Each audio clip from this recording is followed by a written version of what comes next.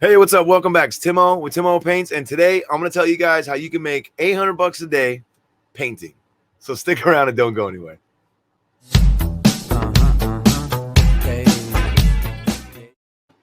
Hey, welcome back, you guys. So I'm going to tell you guys, it's not clickbait. I promise you could definitely do $800 a day painting. It's actually probably lower than what most painters can make in a day. But before I get started, I want to tell you guys that if you're interested in starting your own paint business, but you're not sure where to start or how to estimate or anything, I have a free estimating sheet. I'll leave a link in the description below, as well as the Timo Paint course.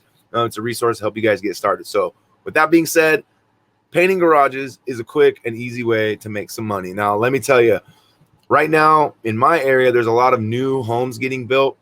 And when the homes are finished, they don't always finish off the garage. What you're seeing here is a house that was finished and the guy moved in and he's like, what the heck? They didn't paid X amount of dollars for this house and they didn't even finish the garage. So, but it's actually really typical around my area. So I got to thinking, why don't I go around and hit up these guys and tell them, why don't we do some garage painting?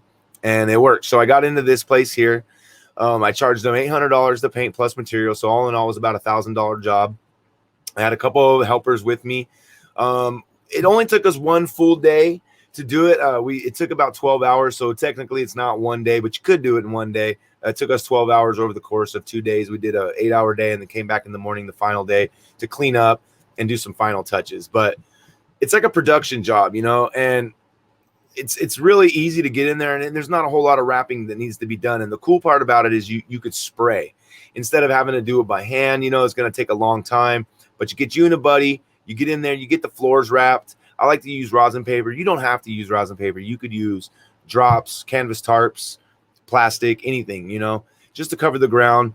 And some people, you don't even have to cover the ground, right? If it's a garage, who cares? It's just you get paint everywhere. But in this case, we decided to cover the ground.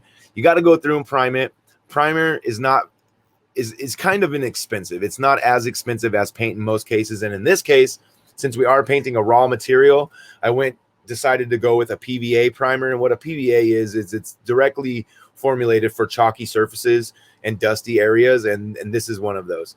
The steps that you want to do when you go into one of these garages, first thing, you want to wrap off the floors. Second step, get yourself some sanders, either the ones that come on the pole, ones you hold in your hand, sandpaper, wrap it around a little 2x4 or something so it's flat, nice and flat. And you go around, and what we say is that you burn the edges. And by burning the edges, what I mean is you sand down the mud lines. Now, if you look at these lines here, at the edge, it'll be real heavy. So it'll be a little bit higher than the paper here. So you want to sand it down so it's flat. That way, when you apply paint, you can't see the lip. You don't want to have a lip in there. You want to have nice, smooth walls. So in order to get that smooth wall, you have to apply a lot of material. So what we're doing here is we're applying a lot of a PVA, and we have it slightly tinted towards the color that we're going to be painting, which is a gray color. And I'm applying it heavily, nice and thick, while I'm having a back roller come and have him back roll it into the surface. And the back rolling really helps penetrate the paint into the substrate, so you got a good solid bond. One step that I kind of didn't mention, before you go and start loading the wall up with this primer, make sure you dust it down, because when you go through and you sand, you're creating an extreme amount of dust. And if the dust gets trapped behind your primer, if the dust gets trapped behind the paint, you're definitely going to run into failures. And you don't want to run into failures, because that means you got to come back, you got to put your tail between your legs, and you got to fix it. So don't do that. And you want to make that money, you want to make that $800, get in and out. So first step, get you some $20 of paper, wrap the floors. The amount of material that I used on this is very minimal.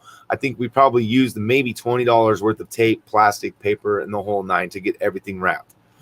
The reason I chose to spray it is because it's fast. It's fast, and it's also efficient, right?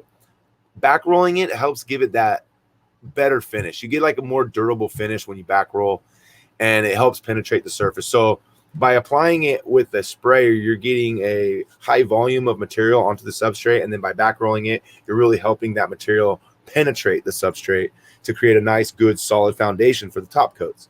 And so being that it's a garage, there's not a whole lot of wrapping to do. Typically, you're going to have one or two doors. You have an outside door and an inside door. Drape some plastic over that. Easy peasy. He had a little workbench with some cabinetry right here. And what we did is we just wrapped it kind of loosely around the natural edges. And if it gets too hairy where it's too hard to wrap it tight, just wrap it to the wall. and just keep moving. And then once you pull the plastic down, you come back with the hand roller. Another great thing about painting these garages is you could always upsell them onto doing epoxy on the floor, or even staining the concrete. Staining a concrete in the garage floor can fetch you a pretty nice paycheck, as well as doing the epoxy on the floor. So if you can get in the door by painting the garage, and it's a fairly simple project you and a buddy could do in one day, we'll say 12 hours, and you guys can make some good money. You could split it, or if you have a helper working for you, you could pay them hourly. Even if you paid them really well, $20-$25 an hour, you could still probably clear $500 profit in one day. Not to mention, you could upsell them on the garage floor, and a garage floor you're gonna charge a lot more for the floor than you're gonna charge for the walls. So I hope this video helps you guys out, a little bit of story time, and hopefully get you guys motivated. And if you could find an area where they are building new homes, maybe cruise through the neighborhood and see if the garage doors or the garages aren't painted, and go, do some door knocking, man. Knock on some doors or put some door flyers out or whatever. But easy way to get some money, quick and easy job, low risk. There's not a whole lot to mess up. I mean, it's pretty simple.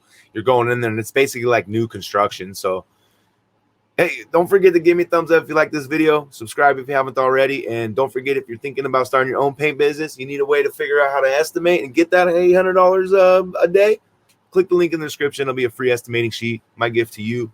And I'll see you guys in the next video. Peace.